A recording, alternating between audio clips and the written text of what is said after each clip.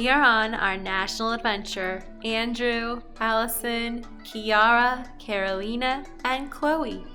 This week we are in Cumberland Island. We're taking a boat from St. Mary's, Georgia, all the way to this remote island in Georgia called Cumberland Island. It's where the roaming horses are, so you get to see wild horses and beautiful terrain and old oaks. So we're very excited to see this location. You can help us create videos like this by buying a t-shirt in the description down below and subscribing to our channel. Hey, so because we've got a pull through, we had to sort of find a place in the back. It's not a huge boat, but it's big enough for people to bring their bikes, or if they're staying overnight, they've got luggage. So for us, we paid extra to have our bikes brought on, and then because the girls are so little, we have the tow behind as well. The only way to get to Cumberland Island is by a passenger ferry or private boat. You're going to want to go to the National Park Service office or the Cumberland Island Ferry website. From there, you can book your ferry fees. Adults are $30 and youth are from 6 to 15 years are $20. Or just use your America the Beautiful pass. So the boat ride itself is 45 minutes from St. Mary's. We're taking a ride now. I think we're going around the marsh itself. They said that you need to make sure you have bug spray on the second you arrive, as it's notorious for gnats. So we've got ours on, and let's hope we don't get attacked the second we get off this boat. When you visit this island, make sure to bring your food, your drinks, your sunscreen, insect repellent, and wear comfortable walking shoes for this visit. There are no shops, no stores, or other amenities on this island. Also, get oriented with the distance between places because this island is traveled by foot or bike and roads are not paved and can be bumpy. This is the last place we'll see for another 2 miles until we get to the next or first destination. It does not have food. It does not have some of the things that you might be used to in some national parks or state parks. This is an island that is a little bit more remote. So anything that you want to bring, make sure that you're going to bring it with you. Food, water, sunscreen, bug spray, that stuff you all need to bring in and pack out when you leave. Prior to COVID, you could do a couple of tours here on the island, and that was really convenient for people who were taking a boat ride over and they were only here for the day. So it's a 20-mile loop all throughout the island. So if you plan to just come here for one specific day, more than likely you're only able to see a portion of the island. So get familiar with that map and decide what portion and what locations you're able to do, because currently it's bike riding or hiking in. And we had decided to do the beaches and some of the old ruins while we are here. They do have beachside camping available, so you can wake up with the beautiful view of the beach here, but you do have to get on the websites very early to book those out. They book out very fast, and many times they're not available. But that's going to be your best bet for seeing the entire island. Hey, so we made it to the actual mansion or Dungeness mansion, and we've been walking around to see the entire building itself, and it's pretty impressive because they've got 3 water features directly in front of the backside of this home. It goes from the main water fountain all the way down to the water wheel at the base of the hill, so pretty cool. And they used to make all their vegetables here, so very self-sufficient. So it's 2 miles in, and I suggest if you have kids, bring a tow behind and a bike, or make them ride, because that was so much easier.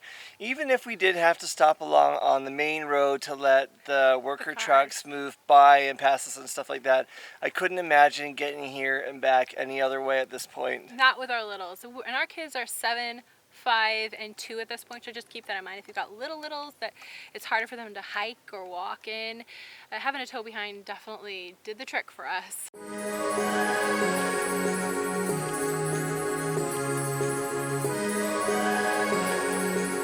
Believe it or not, what's behind me used to be an incredible mansion that got burnt down in the early part of the 19th century. Used to be one of 2 incredible mansions here on the island, and there used to be a dock that you could drop off on to see the mansion itself. You can see many of the horses along through the ruins, and you can still see the architecture that was once the Grand Old South here on the island. This humble building has seen about 200 years of island history. It's made of tabby. It's a mixture of oyster shell, lime, sand, and water. It is basically a product of the island. Either way, the Carnegie family bought this home in the 1800s and then they remodeled it as an office. It's got great views of both the main house as well as the gardens, and behind you can see that the horses frequent here regularly.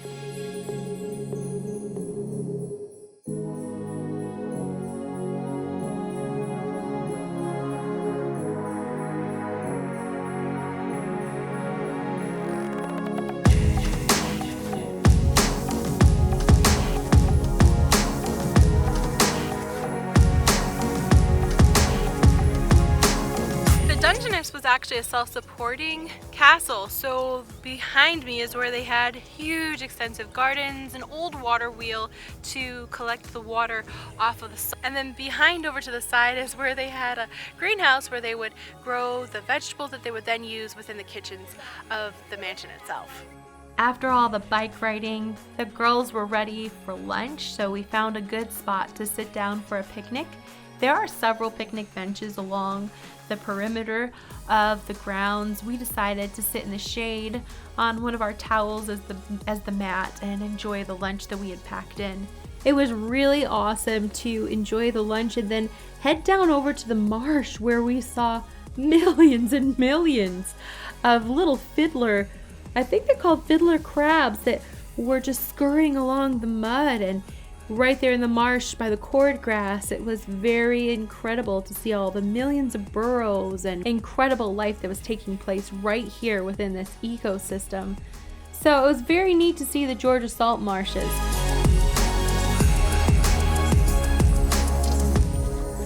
So we're parking our bikes and we're walking it into the sand dunes and to the beach itself. This is the part of the island that the kids have really been looking forward to enjoying.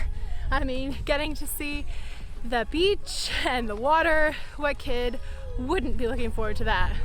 So you have to park your bikes when you're going off the main road. That's one of the rules here on Cumberland Island, is that bikes are great on the main road and the roads, but once you hit more of the patchy sand areas or stuff that's harder to ride through, they tell you to get off your bike and leave them at the bike racks. The dunes on the island are very mature, so you're going to find a primary and a secondary dune ridge that run parallel to the ocean. They are there for the protection of the inner island. There's a lot of sand here, which makes it really hard to walk through, but especially hard if you were to take your bikes. Also, they do a really great job at preserving the sand dunes themselves, and there's an expansive amount of dunes, more than we've seen at other beaches, and perhaps that's just because of where it is on Cumberland Island. It is extremely rare to find a beach not overcrowded with people or in the shadow of housing complexes, and that is one of the main attractions of Cumberland Island.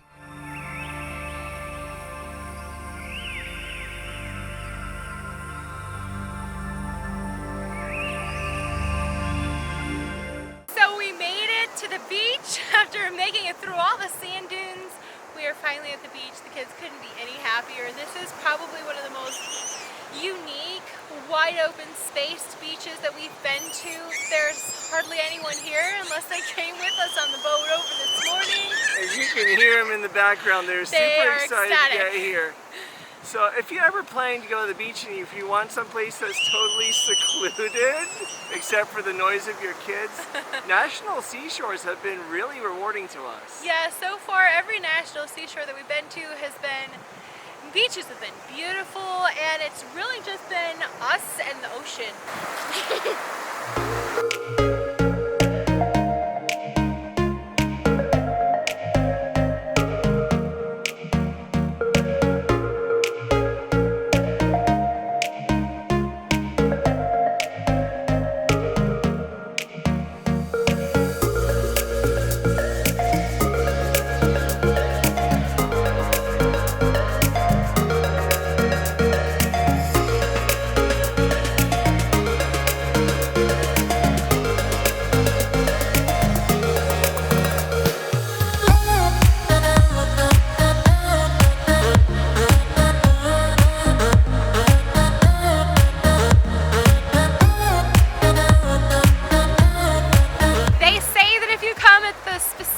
time of day the horses, you might be able to catch the horses on the ocean. We don't see any horses dancing on the beach side, but we did catch some closer to the Dungeness ruins, and that was pretty cool to be able to see them walking on the trails and also by the old ruins. What's special about this island is that it is very remote, and if you're looking for some quiet time, if you're looking for a bit of beauty in untouched Georgia, this is it. We're really lucky to have caught this time of day, this kind of year. Feels like this is the perfect time of year to be on this specific island enjoying the water and the ocean. Lots of seashells.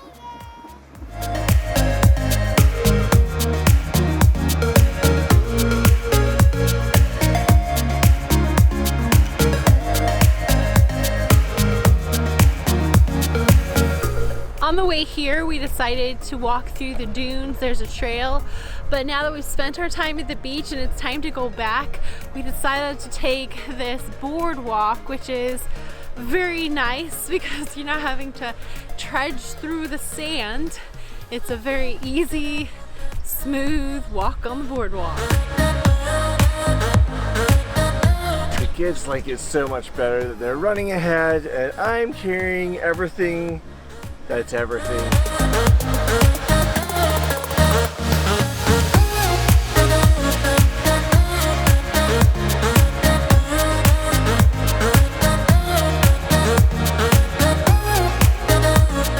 This is one of the largest oak maritime forests left in the US.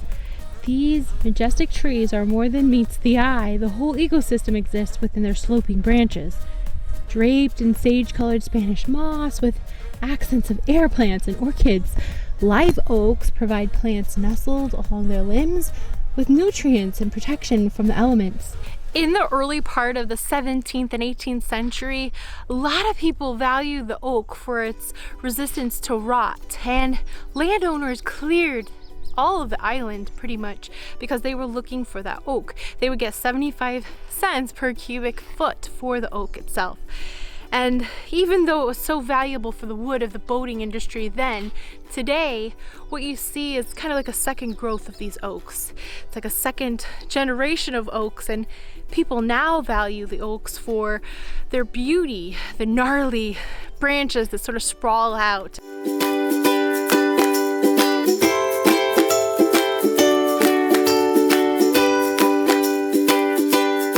After spending a day out, we literally just saw this area of the island itself, but there's an entire other half, which is probably more than 3/4 of the island that we did not get to see. If you're taking a boat ride out here, plan to probably only see this one half of the islands, because the other half is going to be about 20 miles and a little bit harder to catch in one day's boat ride.